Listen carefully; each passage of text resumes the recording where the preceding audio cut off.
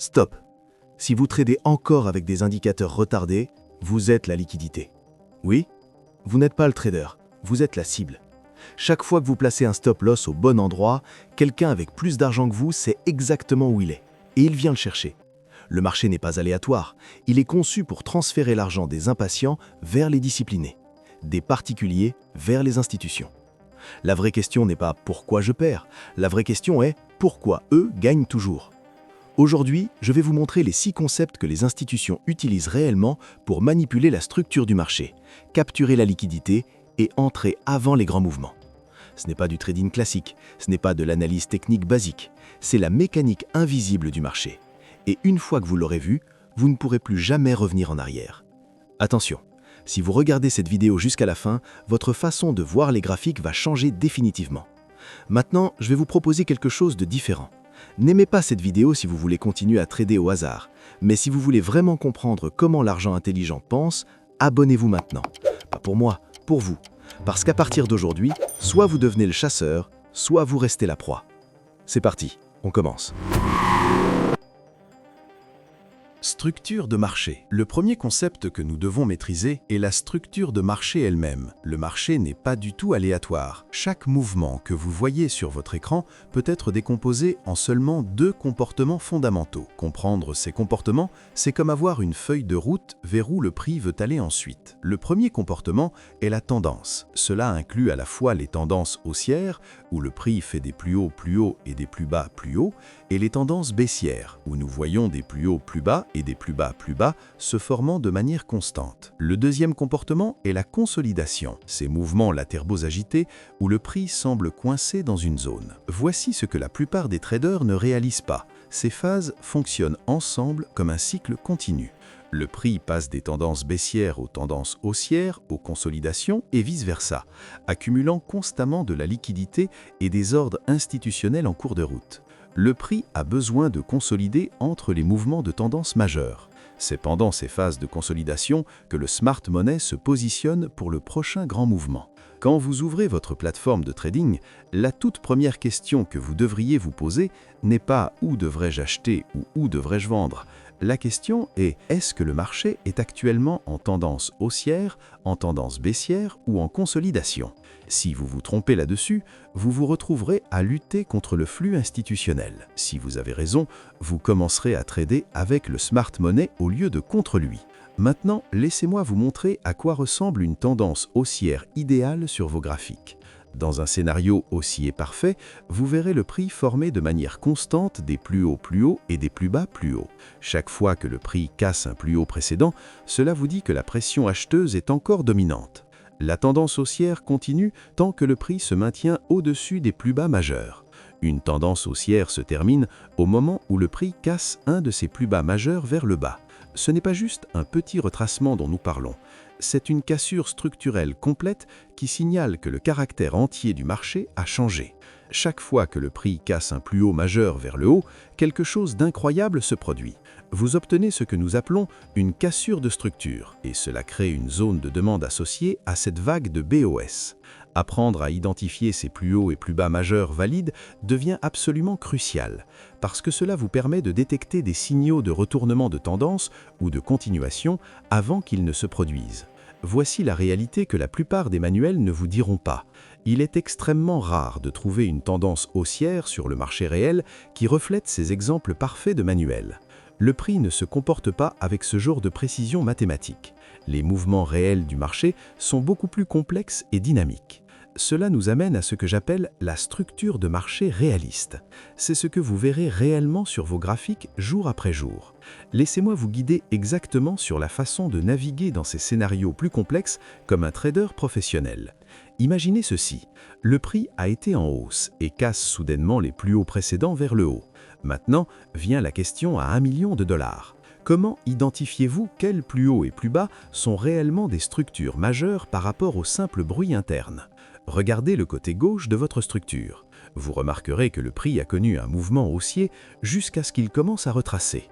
Le point le plus haut que le prix a atteint avant que ce mouvement de retracement ne commence, c'est votre plus haut majeur. Le point le plus bas de la vague haussière qui a initié l'ensemble du mouvement haussier menant à la cassure de structure et au nouveau plus haut, cela devient votre plus bas majeur. Ces deux points créent ce que nous appelons les structures externes majeures. Tout ce qui se forme entre ces deux niveaux est considéré comme une structure interne. Et voici pourquoi cette distinction est si importante pour votre succès en trading. Si le prix casse ce plus haut majeur vers le haut, créant une cassure de structure, vous voyez un signal de continuation. La tendance est toujours votre ami. Cependant, si le prix tombe en dessous de ce plus bas majeur, vous devez commencer à penser à un retournement de tendance. L'action des prix spécifiques qui se produit entre ces structures externes majeures n'a pas autant d'importance que savoir si le prix se maintient au-dessus de ce plus bas majeur récent. Après avoir identifié ces structures externes majeures récentes, vous avez maintenant votre zone d'intérêt actuelle définie. Cela devient votre zone de trading. Observez ce qui se passe quand le prix entre dans la phase de retracement. Pendant ce retracement, le prix génère une série de structures internes particulièrement baissières. Puis quelque chose de puissant se produit. Après avoir formé un réalignement interne haussier, le prix casse ce plus haut majeur vers le haut, établissant de nouveaux niveaux de plus haut majeur et de plus bas majeur. Voici où cela devient intéressant pour vos entrées de trade. Le plus bas majeur nouvellement généré devient ce plus bas interne situé à l'extrême. Ce plus bas est considéré comme majeur parce que c'est le plus bas ultime et le plus bas avant que le prix n'initie son mouvement haussier créant la cassure de structure. Pourquoi se concentrer sur ce plus bas comme le majeur plutôt que cet autre? C'est parce que le plus bas à l'extrême est le point ultime et le plus bas avant que le prix n'initie son mouvement haussier, créant la cassure de structure. Break of structure. Le deuxième concept est la cassure de structure ou break of structure, BOS. Comprendre les schémas de BOS améliorera dramatiquement votre timing et votre sélection de trades. Il y a des règles spécifiques que vous devez absolument suivre pour identifier une cassure de structure valide. Si vous manquez ces règles, vous vous retrouverez à entrer des trades juste au moment où le smart money se prépare à aller contre vous. Une cassure de structure valide se produit quand le prix casse et clôture au-dessus du plus haut le plus récent ou du plus haut avec le corps d'une bougie, pas juste la mèche. C'est crucial. Nous avons besoin que le corps de la bougie clôture au-delà du plus haut précédent. Cela reste valide même si le prix se déplace immédiatement vers le bas après avoir cassé la structure. Quand cela se produit, le prix génère de nouveaux niveaux de plus bas majeur et de plus haut majeur, établissant une zone de trading complètement nouvelle. Si le prix ensuite casse ce plus bas majeur nouvellement généré vers le bas, cela signale un potentiel retournement de tendance. Ce changement vous dit que le prix n'est plus haussier. Nous appelons cela un changement de caractère. Mais voici où beaucoup de traders se font piéger. Si le prix casse le plus haut récent avec une longue ombre ou mèche, mais que le corps de la bougie clôture immédiatement en dessous de la zone de ce plus haut, et que la mèche de la bougie suivante ne dépasse pas la mèche de cette première bougie, nous ne considérons pas cela comme une cassure de structure. Dans ce scénario, nous traitons ce plus bas comme une structure interne formée à l'intérieur dans notre zone de trading. Pour identifier un signal de retournement de tendance légitime, vous devez attendre que le prix casse ce plus bas majeur situé à l'extrême,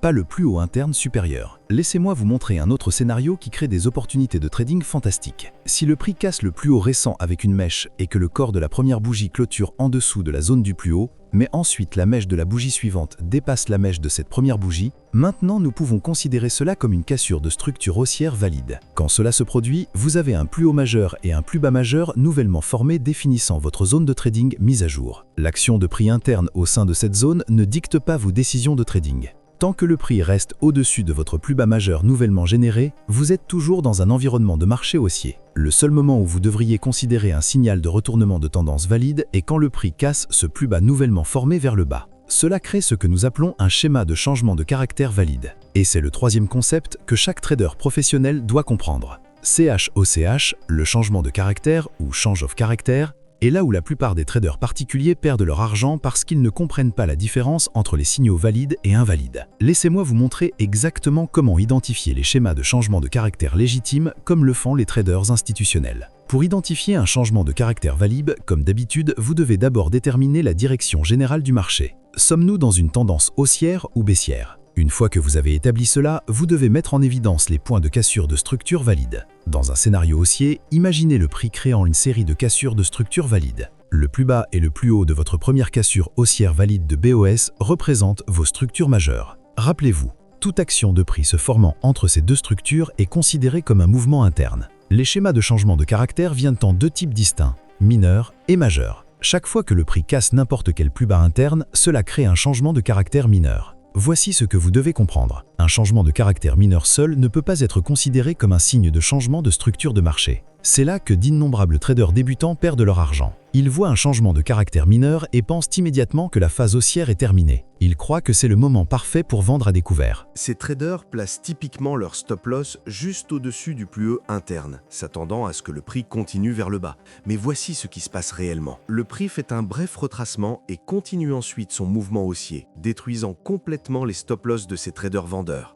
Ils ne comprennent pas pourquoi leur analyse a échoué, et malheureusement, ils répètent cette erreur encore et encore. Ce que ces traders ont manqué est absolument critique. Le prix n'a jamais cassé le plus bas majeur pour confirmer un changement de structure de marché. Ils n'auraient pas dû entrer en position vendeuse tant que le prix n'avait pas cassé ce dernier plus bas majeur vers le bas. Leur changement de caractère identifié était invalide. Le prix était simplement dans sa phase de retracement avant de continuer dans sa direction primaire. Pour obtenir un signal de changement de structure de marché valide, vous avez besoin de patience. Attendez que le prix établisse un changement de caractère majeur en cassant et clôturant en dessous de ce dernier plus bas majeur qui a initié le mouvement haussier menant à la cassure de structure haussière. Voici la règle qui vous sauvera des milliers de dollars en perte. Dans un scénario haussier, un schéma de changement de caractère n'est valide que quand le prix casse et clôture en dessous du dernier plus bas majeur avec le corps d'une bougie, pas juste une pénétration par la mèche. Si le prix casse la structure la plus récente avec une longue mèche ou ombre, mais clôture dans la zone des plus hauts, alors le changement de caractère est invalide. Vous ne pouvez pas considérer cela comme un changement de structure de marché. Attendez une confirmation appropriée avant de faire votre mouvement. Le même concept s'applique parfaitement au scénario baissier. Pour un changement de caractère valide qui fournit des opportunités de trading à haute probabilité, vous avez besoin que le prix casse et clôture au-dessus du plus haut majeur récent avec le corps d'une bougie. Une simple pénétration avec une ombre ou mèche ne qualifie pas comme une confirmation valide. Le quatrième concept qui va révolutionner vos entrées est les Fair Value Gap. Ces formations puissantes se produisent quand le prix se déplace si agressivement dans une direction qu'il crée un déséquilibre dans la structure du marché. Vous pouvez identifier un Fair Value Gap en cherchant 3 bougies consécutives où quelque chose de spécifique se produit. Dans un mouvement haussier, le plus haut de la première bougie ne chevauche pas le plus bas de la troisième bougie. Dans un mouvement baissier, le plus bas de la première bougie ne chevauche pas le plus haut de la troisième bougie. Ce gap représente une zone où le prix s'est déplacé trop rapidement, laissant derrière lui une inefficience que le marché va probablement revisiter. Mais tous les Fair Value Gap ne méritent pas votre attention. Il y a 6 facteurs clés qui rendent un FVG valide et à haute probabilité pour votre succès en trading. Premièrement, le gap de juste valeur doit être non atténué. Cela signifie que le prix n'a pas testé cette zone depuis qu'elle a été créée. Si le prix est déjà revenu combler le gap, il n'est plus valide à des fins d'entrée. Vous cherchez des déséquilibres frais et non testés. Deuxièmement, quand le prix finalement revient au FVG, observez la réaction attentivement. Vous voulez que cette bougie de réaction clôture soit à l'intérieur du gap, soit dans la direction de votre mouvement attendu. Si le prix traverse le gap avec une clôture de corps forte, considérez le FVG comme invalidé. Troisièmement, cherchez des confluences. Quand votre FVG coïncide avec des niveaux de support et de résistance, des lignes de tendance ou d'autres structures significatives, cela augmente dramatiquement la probabilité que le gap tienne et fournisse une entrée de trade réussie. Quatrièmement, priorisez votre sélection de FVG en fonction de la direction du marché. Dans les scénarios haussiers, concentrez-vous sur les FVG inférieurs. Dans les scénarios baissiers, priorisez les FVG supérieurs. Ceux-ci offrent typiquement une probabilité beaucoup plus élevée de tenir quand le prix revient les tester. Cinquièmement, utilisez l'outil de retracement de Fibonacci pour identifier vos FVG de plus haute priorité. Marquez du plus bas au plus haut du mouvement impulsif. Concentrez-vous uniquement sur les FVG dans la portion inférieure pour les entrées longues et la portion supérieure pour les entrées courtes. Sixièmement, assurez-vous qu'il y a une cassure de structure avant la formation du FVG. Cela confirme que vous tradez dans la direction du mouvement institutionnel plutôt que de lutter contre la tendance globale. Bloc d'ordre. Le cinquième concept qui vous donne une perspicacité de niveau institutionnel est les blocs d'ordre. Ces zones représentent des endroits où des décisions institutionnelles significatives ont été prises et les comprendre vous donne une perspicacité incroyable sur l'endroit où l'argent intelligent s'est positionné. Nous considérons la dernière bougie qui a créé l'inefficience comme la zone du bloc d'ordre. C'est là où nous croyons que les décisions critiques ont été prises pendant cette formation de bougies spécifiques. Parfois, les blocs d'ordre apparaissent au début de mouvements impulsifs et parfois ils se forment au milieu de mouvements comme des bougies de même couleur ou de couleur opposée à la direction globale. Il y a 3 règles majeures pour identifier des blocs d'ordre valides qui fonctionneront réellement en votre faveur. Premièrement, le bloc doit créer de l'inefficience. L'inefficience se produit quand vous voyez des mouvements de prix drastiques qui créent des gaps entre les ombres des chandeliers. Vous voulez distinguer entre les mouvements efficients, où le prix coule en douceur, et les mouvements inefficients qui créent ces gaps. Deuxièmement, le bloc d'ordre doit mener soit à une cassure de structure, soit à un changement de caractère. Ces changements structurels sont le premier indice que le marché révèle ses intentions, qu'il prévoit de continuer dans la même direction ou de complètement inverser le cours. Troisièmement, le bloc d'ordre doit rester non atténué. Les blocs d'ordre sont des opportunités à usage unique. Donc, vous ne cherchez des configurations de trading que quand le prix teste un bloc d'ordre pour la première fois. Une fois qu'un bloc d'ordre a été testé et a échoué, il perd sa signification institutionnelle. Mais voici où la plupart des traders ont des difficultés avec les blocs d'ordre. Quand vous regardez vos graphiques, vous verrez souvent plusieurs blocs d'ordre valides à différents niveaux. Comment choisissez-vous lequel trader ? Vous pourriez voir un bloc d'ordre plus haut qui semble attrayant, mais il pourrait s'avérer trop faible et le prix le traverse directement. Ou vous pourriez vous concentrer sur le bloc d'ordre le plus bas, pensant qu'il doit être le plus fort parce qu'il est le plus éloigné du prix actuel. Mais ensuite, le prix ne descend pas jusqu'à le tester, vous faisant manquer des trades rentables. C'est là que la stratégie d'inducement entre en jeu. Quand un graphique se déplace dans une direction claire, disons haussière, il crée des plus hauts et des plus bas plus bas. Pendant ce mouvement, vous verrez typiquement plusieurs zones potentielles pour entrer en position longue. Parmi ces zones, vous aurez des zones d'inducement et des zones vraies. Une zone d'inducement est exactement ce que la signifie un piège. C'est une zone qui semble attrayante pour les traders particuliers, mais en réalité représente une zone faible qui ne tiendra pas quand elle sera testée.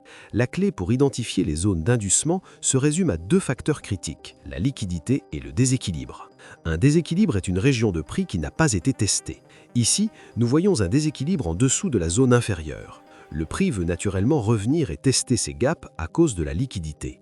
En fait, il va y avoir des stop-loss d'acheteurs voulant des positions longues, des stops de vente de traders de cassure et des ordres institutionnels substantiels à la vraie zone en dessous.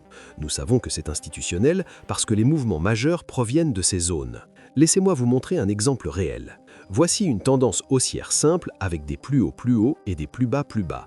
Pendant ce mouvement, 3 zones d'achat potentielles se sont développées. Si vous analysiez ce graphique maintenant, quelle zone choisiriez-vous ? 1, 2 ou 3 ?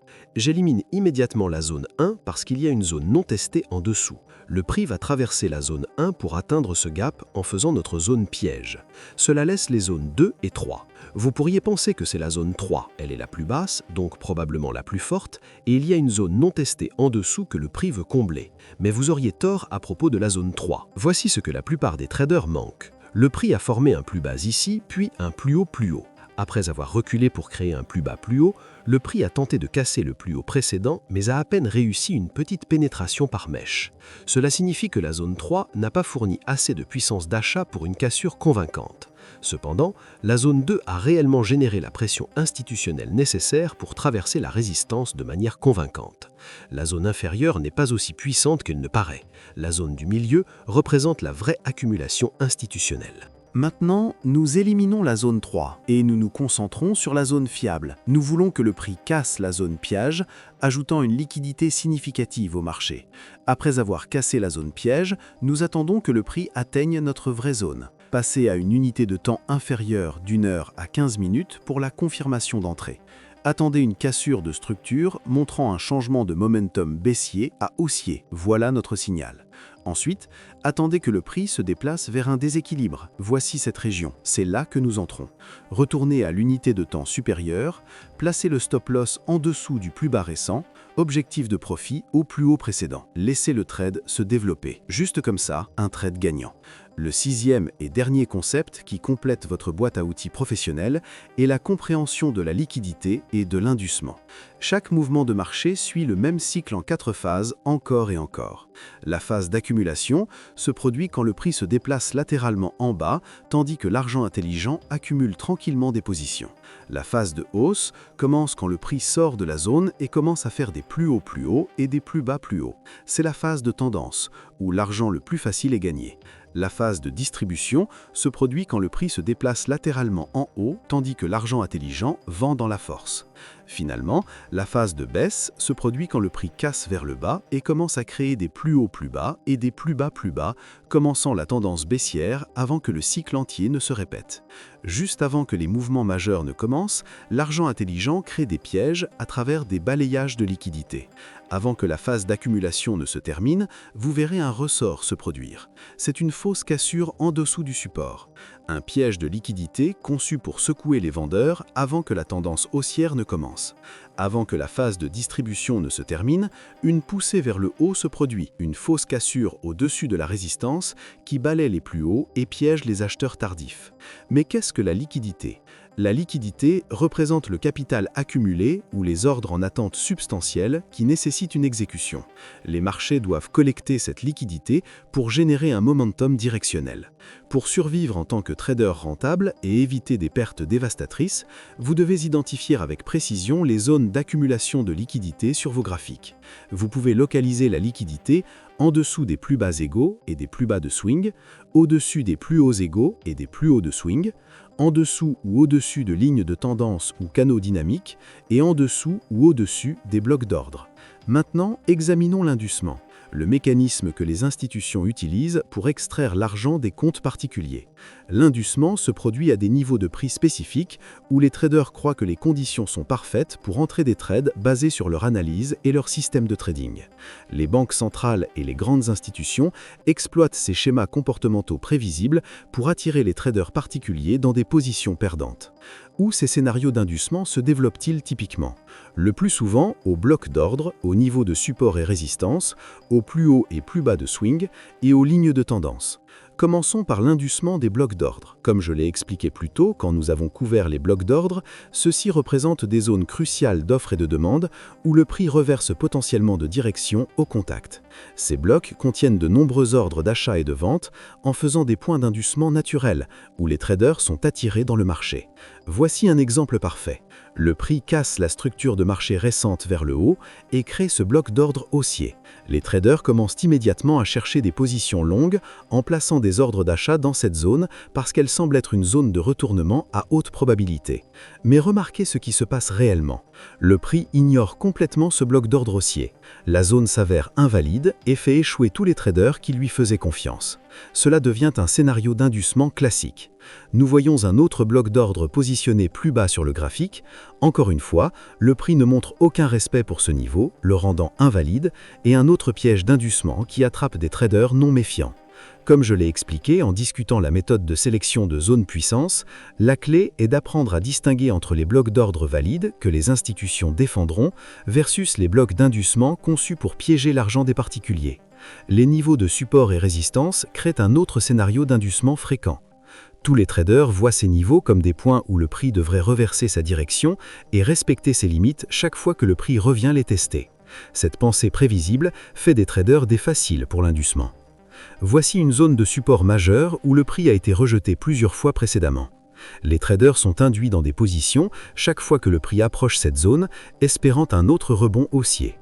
Ils placent leurs ordres d'achat à ce niveau de support et attendent le retournement attendu. Mais remarquez ce qui se passe réellement. Avant de monter plus haut, le prix descend avec une longue mèche, frappant les stop-loss de tous les acheteurs positionnés au niveau de support. Ce n'est qu'après avoir collecté cette liquidité des particuliers que le prix monte rapidement. Cela représente du pur inducement, un scénario spécifiquement conçu par les teneurs de marché pour extraire l'argent du positionnement prévisible des particuliers. Les plus hauts et plus bas de swing se comportent fréquemment comme points d'inducement aussi. Ceux-ci représentent les niveaux de prix récemment atteints, surtout sur les unités de temps supérieures, comme le graphique journalier, où le prix montre une plus grande tendance à les respecter. Les traders particuliers se font induire dans des positions à ces points de swing. Par exemple, sur ce graphique en unité de temps journalier, nous avons ce plus haut de swing, représentant le niveau de prix récemment le plus haut, et ce plus bas de swing, marquant le point récent le plus bas. La plupart des participants particuliers placent des ordres d'achat et de vente à ces niveaux de swing, espérant que le prix respecte ces zones et inverse sa direction quand ils les contactent. Ils croient que ces niveaux évidents fournissent des opportunités d'entrée riables. Au lieu de cela, le prix crée des fausses cassures à ces zones, déclenchant les stop-loss de tous les acheteurs et des vendeurs avant de se déplacer dans la direction préventue. Nous classifions ceux-ci comme des scénarios d'inducement parce qu'ils piègent systématiquement le positionnement particulier. Les lignes de tendance représentent le quatrième mécanisme d'inducement majeur. Les lignes de tendance connectent les plus hauts de swing ou les plus bas de swing pour afficher la direction de prix dominante. Elles fournissent une représentation visuelle du support et de la résistance dynamique à travers toute unité de temps. La plupart des traders voient ces lignes comme des points d'entrée et se font induire dans des positions quand le prix approche ou casse les niveaux actuels de la ligne de tendance. Ici, nous avons une ligne de tendance que le prix a respectée 2 fois précédemment. Les traders particuliers se font induire et prennent des positions vendeuses quand le prix respecte la ligne au 3e contact, espérant une pression baissière continue. Alternativement, si le prix traverse la ligne, ils cherchent des positions longues, croyant que la breakout signale une continuation haussière. Maintenant que vous comprenez ces 6 concepts fondamentaux, abonnez-vous. Merci d'avoir regardé et à la prochaine.